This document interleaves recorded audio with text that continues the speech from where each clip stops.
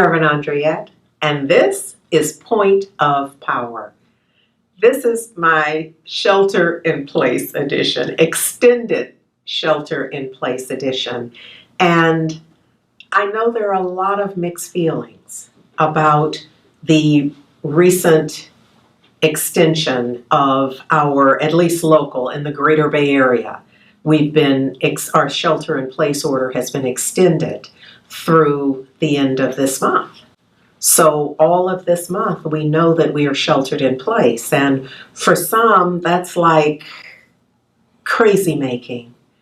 And there are a number of people, in fact, the stats show, at least what's been reported, that the majority of Californians feel that shelter in place is the better move compared with getting out sooner than we're ready. I don't know. What I'm most concerned about is our spiritual, mental, emotional, physical well-being. And regardless of the order, and my prayer is that if there's an order in place where you are, that you're abiding by it.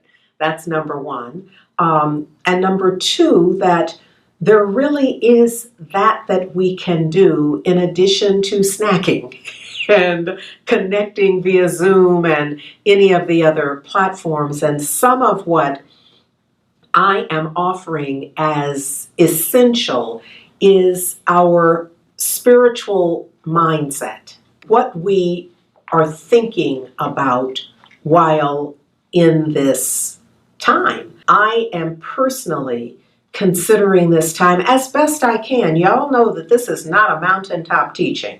So I am doing the best I can to hold this time and my sense of what it offers in light of a reset, an opportunity for me to make use of time I never would have set aside in this way. I never would have set myself up kind of no matter what, to be home for 2+ months, just most of the time. I just never would have set that up for myself. But since it has been set up, my prayer is that I continue to awaken with an awareness of gratitude and an intention for using whatever is provided for me for the highest and best. So the beauty of, and the assistance, one of the resources that I have is Heart and Soul as our annual read, our devotional, our daily devotional is Marianne Williamson's A Year of Miracles.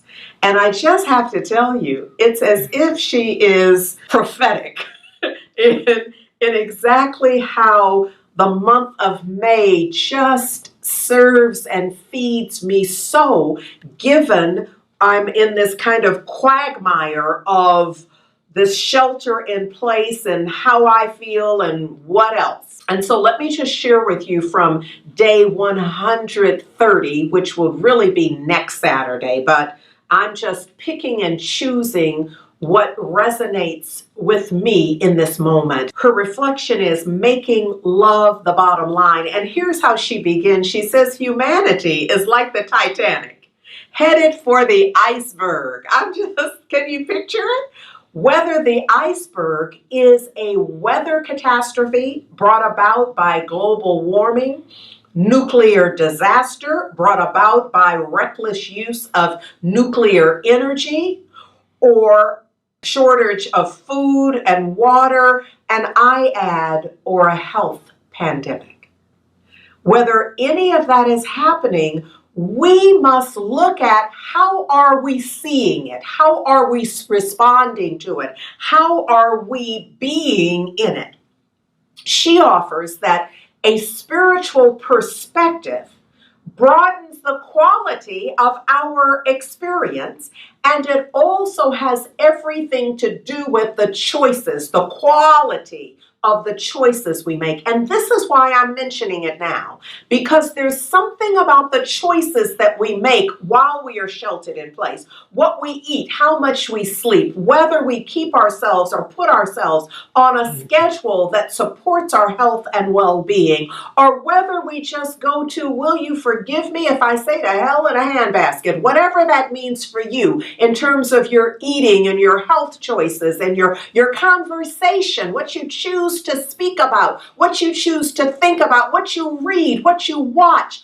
All of our choices are tied up in this. The opportunity in this moment in history, she says, to step out of the confines of limited, mechanistic, fear-based thinking that now dominates our civilization.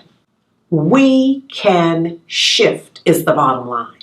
We can decide at this crossroads, what am I going to choose to think about? How am I going to choose to act? What am I going to choose to say? What will I choose to feel? All of that has consequences. And I'm encouraging us as our point of power to choose wisely, to choose righteously, to choose from a place of gratitude and high vibrancy, a high frequency of energy, to choose from love, to know that right where you are, your point of power is.